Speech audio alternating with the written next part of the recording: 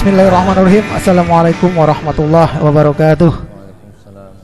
Alhamdulillahirabbil alamin wa bihi nasta'inu ala umuri dunya waddin wa ala alihi wa sahbihi ajmain. Rabbi shrah li sadri wa yassir li amri wahlul 'uqdatam min lisani yafqahu qawli, amma ba'du. Puji serta syukur kehadirat Allah Subhanahu wa taala atas nikmat dan karunia-Nya sehingga dapatlah kita berkumpul di Masjid Jami ini untuk bersama-sama melaksanakan sholat tarawih. Semoga langkah kita dari rumah ke masjid ini mendapat ganjaran berupa pahala yang berlipat ganda. Amin ya rabbal alamin. Salawat dan salam atas junjungan kita Nabi besar Muhammad sallallahu alaihi wasallam, karena dengan perjuangan beliaulah yang membawa kita dari zaman kegelapan hingga zaman yang penuh dengan banyak dengan ilmu pengetahuan ini.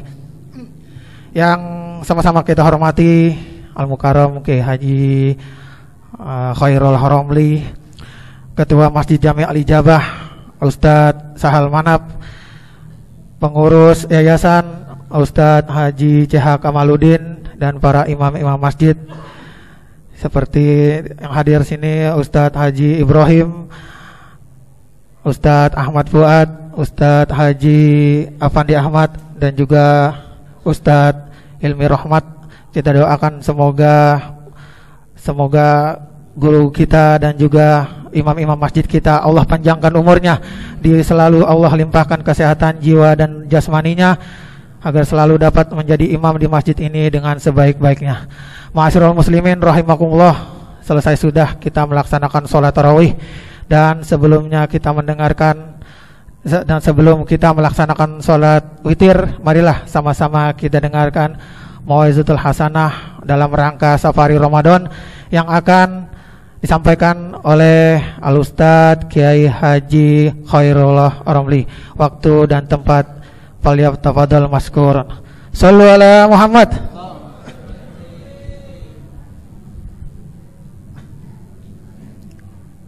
Assalamualaikum warahmatullahi wabarakatuh. Alhamdulillah alladzi khassasana bil Qur'an wa rafa'a qadrana bi syahri Ramadan wa waffaqana li kathrati tilawatil Qur'an, wa ashhadu an la ilaha illallah wahdahu la syarika lah Ar-Rahim Ar-Rahman, wa ashhadu anna sayyidana Muhammadan abduhu wa rasuluhu sayyidu waladi Adnan.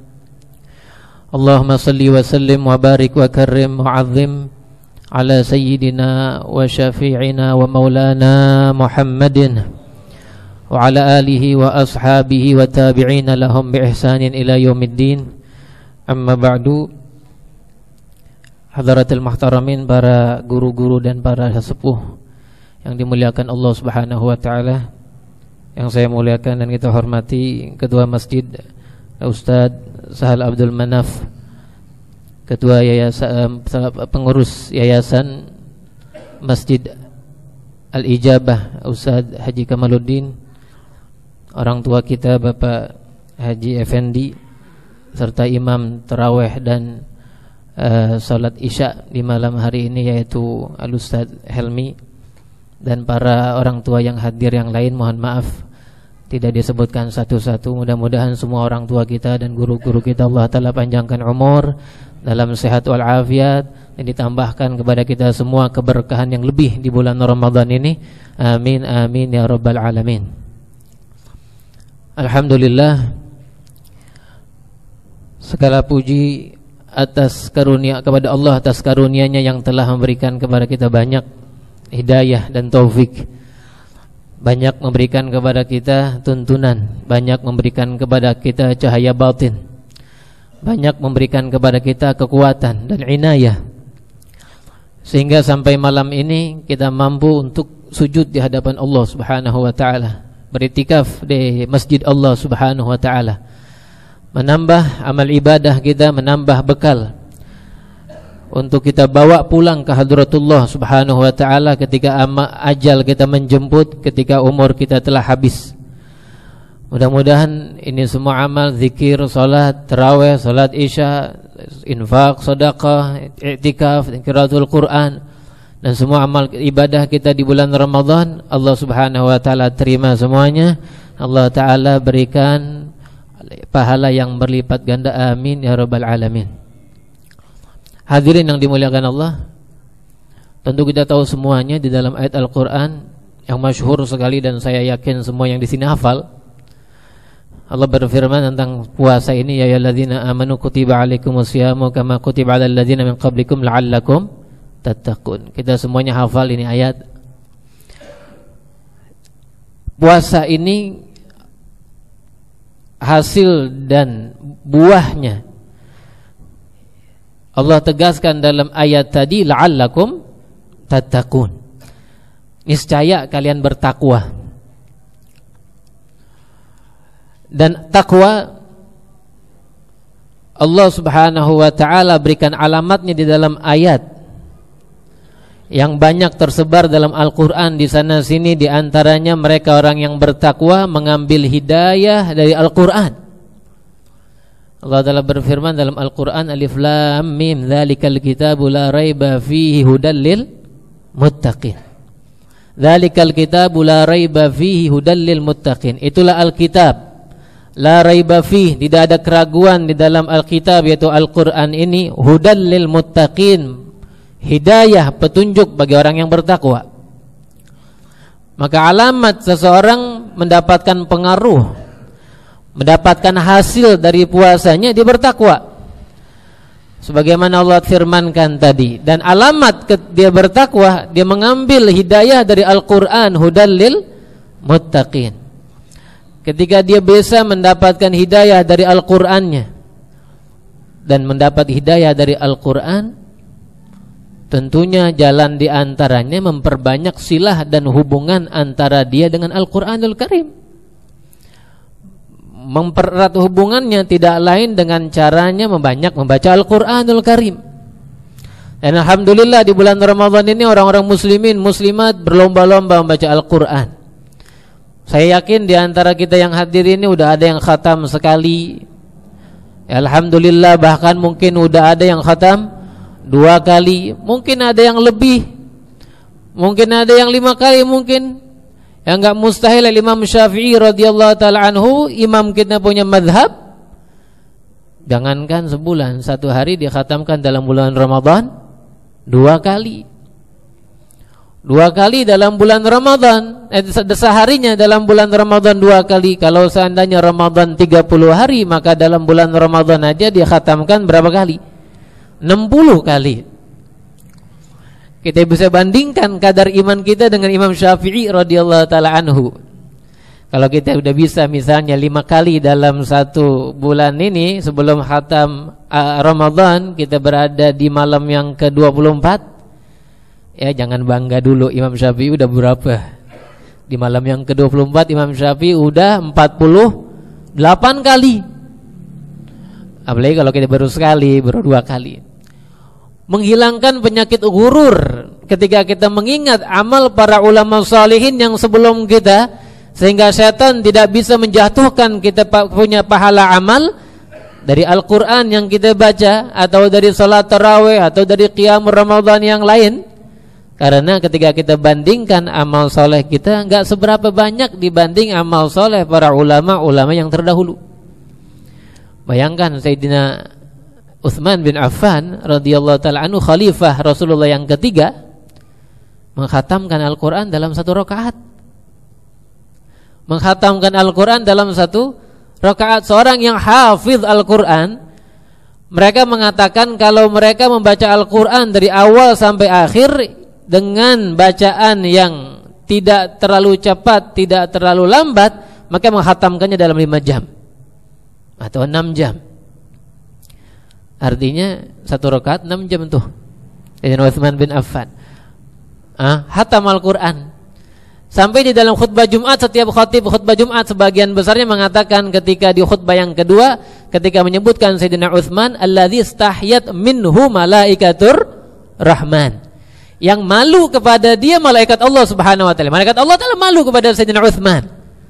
Kenapa? Malaikat Allah wajar, diciptakan Allah Taala dari cahaya, enggak digoda oleh nafsu, dan mereka hanya untuk ibadah kepada Allah Taala. Sayyidina Utsman sama seperti kita manusia, digoda oleh syaitan, digoda oleh nafsu, digoda oleh dunia, tapi dia bisa melakukan ibadah sampai seperti itu. Mengambil hidayah dari Al-Quran. Nah, ini adalah salah satu tanda mereka yang bertakwa kepada Allah Subhanahu wa ta'ala. Lalu hidayah ini, kita tahu bahwa semua hidayah itu berasal dari Allah Subhanahu wa ta'ala. Ya, Allah Ta'ala berfirman dalam Al-Quran, innaka la tahdi man ahbabta walakinnallaha yahdi may yasha. Sesungguhnya engkau tidak bisa memberikan hidayah kepada orang yang kau sukai. Berapa banyak orang keluarga, di dalam keluarga aja, dengan pola pikir mereka yang beda-beda, terkadang bapaknya orang soleh, rajin ngaji, rajin baca Al-Quran, dia pengen anaknya seperti dia, tapi nggak bisa. Anaknya keluyuran mulu kemana-mana. Atau sebaliknya, atau antara suami istri, atau antara kerabat dengan kerabat, padahal masih satu marga, masih punya tali silaturahmi yang dekat. Pengen orang itu sama seperti dia, dapat hidayah, selalu tarawih tiap malam dan lain sebagainya. Tapi usaha ini udah, usaha itu udah, hanya bisa kembalikan kepada Allah Subhanahu wa ta'ala, karena Allah Ta'ala yang megang pintu hidayah. Ketika Allah telah buka pintu hidayah, maka yang masuk. Yang diinginkan dapat. Tapi yang enggak diinginkan Allah enggak bakalan dapat. Walakinnallaha yahdi may yasha. Tapi Allah Ta'ala yang memberikan hidayah kepada orang yang dikehendaki. Ini hakikat hidayah berasal dari Allah Subhanahu wa ta'ala.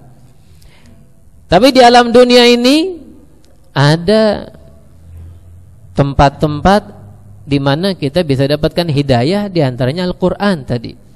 Hudal lil muttaqin. Di Al-Quran kita bisa dapatkan hidayah.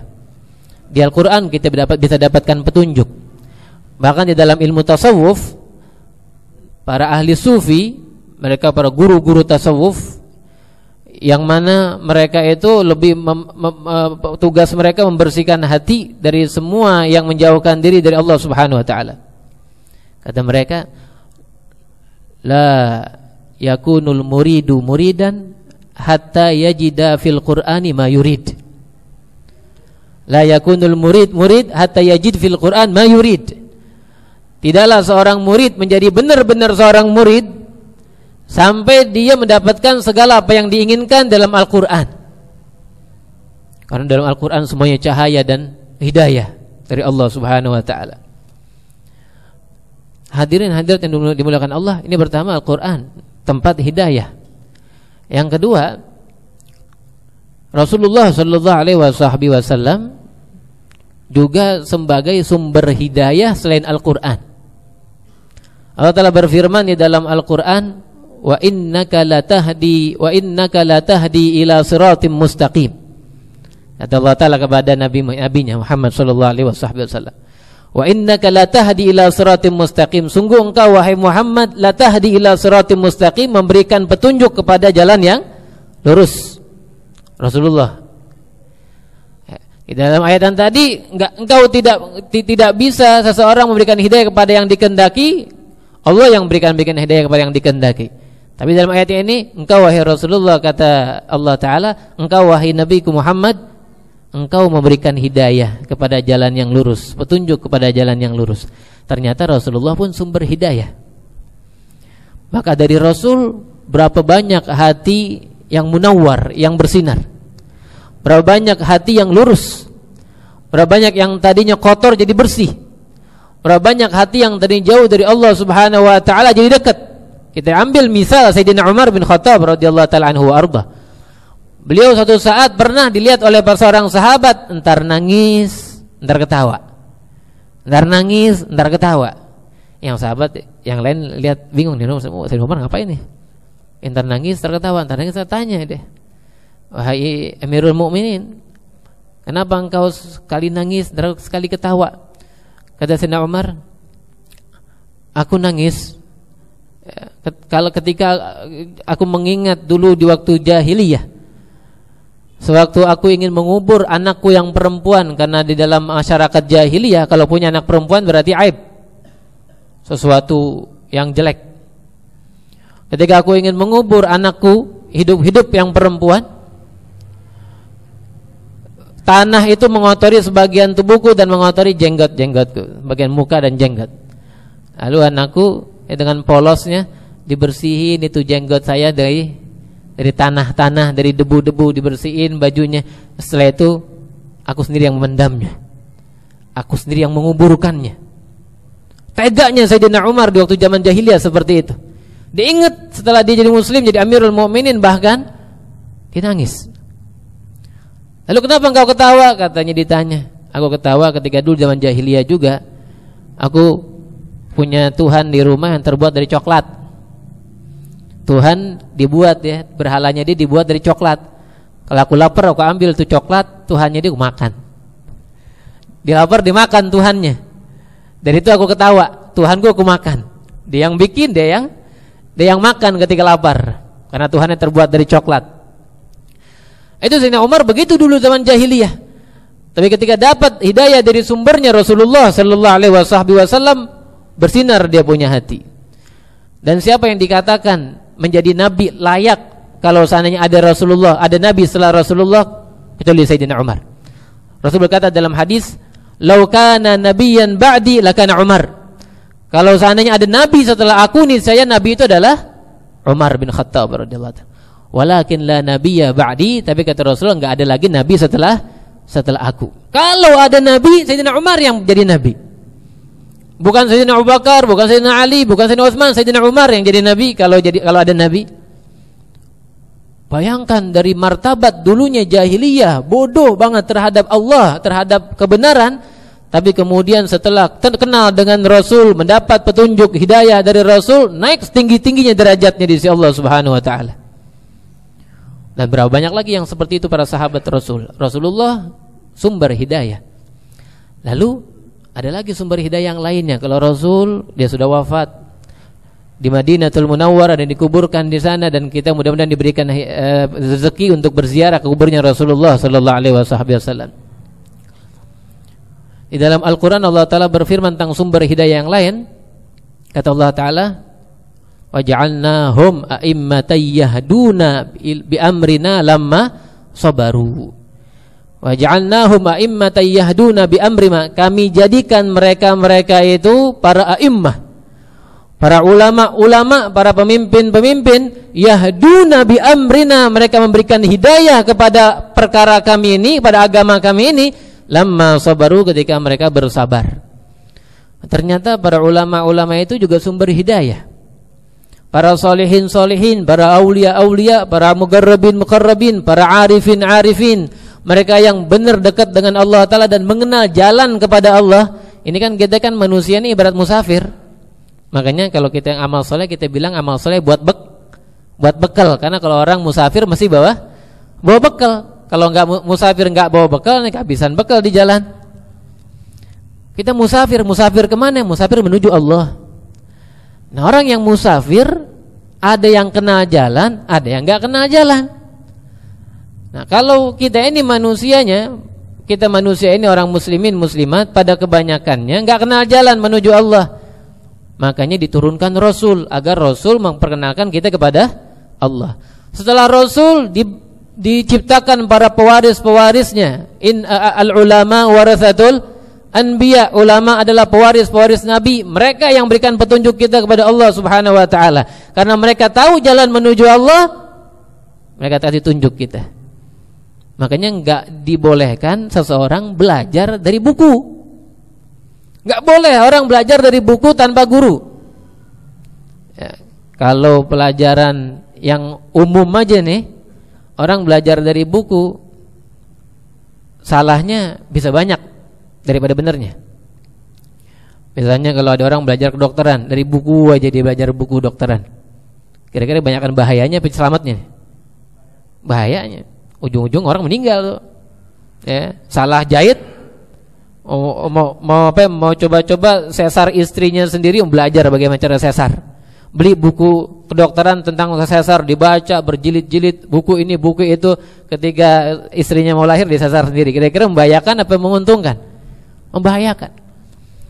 Man kana syekhu kitab kana syekhu syaitan, kata para ulama. Barang siapa yang gurunya cuma buku tanpa ada guru yang membimbingnya, maka gurunya itu setan. Gurunya lebih banyak setannya daripada benernya, banyak salahnya. Maka mereka para ulama yahduna bi amrina lamma sabaru. Mereka memberikan petunjuk kepada jalan-jalan kami dalam perkara kami ini, agama ini, lamma sabaru, ketika mereka bersabar. Ada sabar para ulama memberikan petunjuk kepada para umatnya, kepada para masyarakatnya, kepada teman-temannya, kepada orang-orang yang di sekitarnya, agar mereka juga mengerti seperti dirinya sehingga bisa berjalan menuju Allah Subhanahu wa taala. Nah, mudah-mudahan alhamdulillah nih kita banyak ulama di Tegal Parang ya, masih bejibun orang Betawi bilang. Ya, banyak ulama-ulama kita alhamdulillah. Mungkin di tempat-tempat lain di pelosok-pelosok masih di negeri kita ini yang mau kita dapetin baca kitab kuning aja susah. Untung kalau masih ada orang bisa baca Al-Qur'an, bisa jadi imam.